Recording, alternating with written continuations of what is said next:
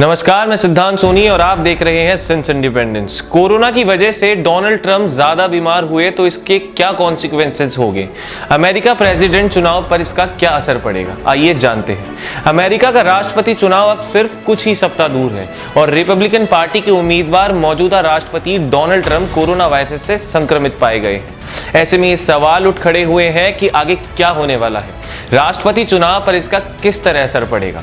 संक्रमण के कारण डोनाल्ड ट्रंप किन चुनावी सभाओं में शामिल नहीं हो पाएंगे।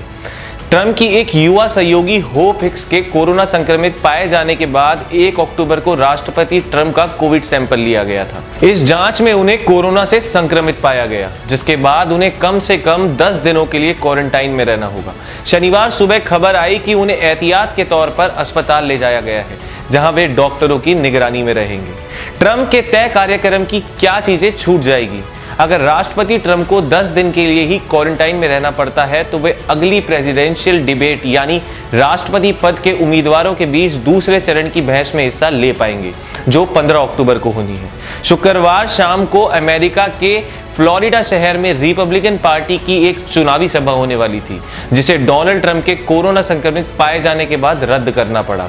व्हाइट हाउस ने सूचना दी कि राष्ट्रपति ट्रंप उस समय कोविड सपोर्ट सेंटर के लोगों से फोन पर बात कर रहे थे और यह समझने की कोशिश कर रहे थे कि उम्रदराज लोगों को विशेष रूप से किस तरह की सावधानियां रखने की जरूरत होती है। राष्ट्रपति ट्रंप का चुनावी अभियान संभालने वाली टीम ने बताया कि फिलहाल अगले 10 दिनों की चुनावी सभाओं को या तो रद्द कर दिया गया है या फिर अगली तारीखों के लिए तय कर लिया गया है। आपको बताते हैं कि किन परिस्थितियों में चुनाव टल सकता है। यह साफ है कि राष्ट्रपति ट्रंप के क्वारंटाइन में जाने का सीधा असर उनके चुनावी अभियान पर पड़ेगा।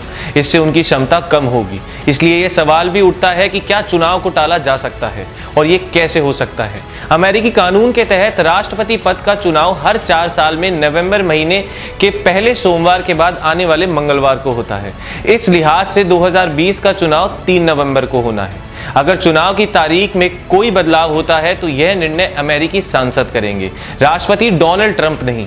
चुनाव की तारीख में किसी भी बदलाव के पक्ष में संसद के दोनों सदनों में स्पष्ट बहुमत होना जरूरी है, यानी संसद के दोनों सदनों का इसके लिए राजी होना आवश्यक होगा, जिसकी संभावना काफी कम लगती है, क्योंकि अमेरिकी संसद के निचले सदन हाउस ऑफ रिप्रेजेंटेटिव में डेमोक्रेटिक पार्टी बहुमत में है और उन्होंने पहले ही कहा था कि वो चुनाव में किसी भी तरह की देरी के प्रस्ताव का समर्थन नहीं करेंगे। अमेरिकी संविधान के नियमानुसार भले ही चुनाव की तारीख बदल दी जाए, मगर अमेरिकी राष्ट्रपति का कार्यकाल 4 साल ही रहेगा, यानी 20 जनवरी 2021 को राष्ट्रपति ट्रंप का कार्यकाल स्वयं समाप्त हो जाएगा।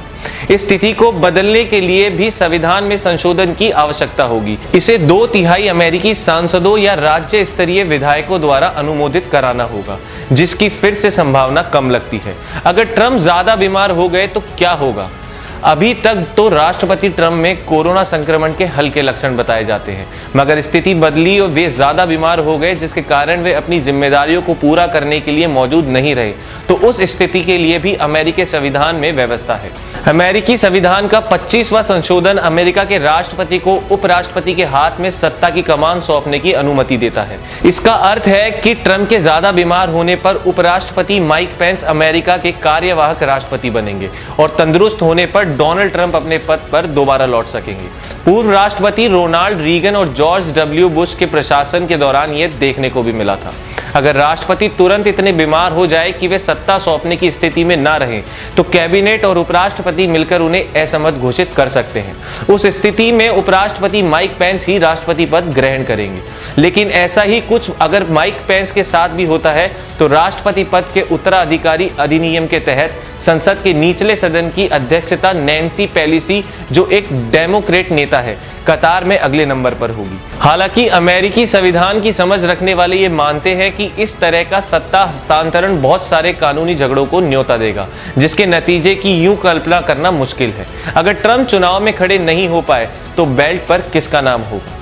कारण चाहे कोई भी हो, अगर किसी पार्टी ने किसी उम्मीदवार को राष्ट्रपति पद के लिए चुना हो और वो चुनाव के समय असमर्थ हो जाए तो क्या किया जाए, इसे लेकर स्पष्ट प्रतिक्रिया मौजूद है। उस स्थिति में पहले तो उपराष्ट्रपति माइक पेंस राष्ट्रपति के कर्तव्यों को स्वीकार करेंगे, लेकिन यह जरूरी नहीं कि वे रिपब्लिकन पार्टी के चुनावी उम्मीदवार भी बन जाए, क्योंकि पार्टी ने आधिकारिक तौर पर पहले ही डोनाल्ड ट्रंप को राष्ट्रपति पद के उम्मीदवार के तौर पर नामांकित किया है। पार्टी के नियम के तहत रिपब्लिकन नेशनल कमेटी आरएनसी के 168 सदस्य नए राष्ट्रपति पद के उम्मीदवार का चुनाव करेंगे, जिसमें माइक पेंस संभावित उम्मीदवारों में से एक होंगे।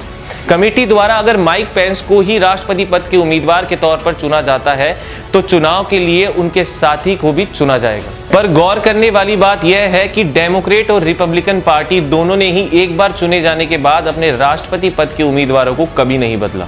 चुनावी विश्लेषकों का मानना है कि अभी भी चुनाव के लिए समय है और उम्मीद करनी चाहिए कि इन वैकल्पिक रास्तों को अपनाने की नौबत नहीं आएगी। कुछ अमेरिकी विश्लेषकों का नजरिया है कि राष्ट्रपति ट्रंप का नाम बेल्ट पर रहेगा, चाहे कुछ हो जाए। अब देखना है कि ट्रंप को कितना टाइम लगेगा कोरोना से उभरने में। ऐसी ही और खबरों से जुड़े रहने के लिए हमारे चैनल सेंस इंडिपेंडेंस को सब्सक्राइब जरूर करें। धन्यवाद।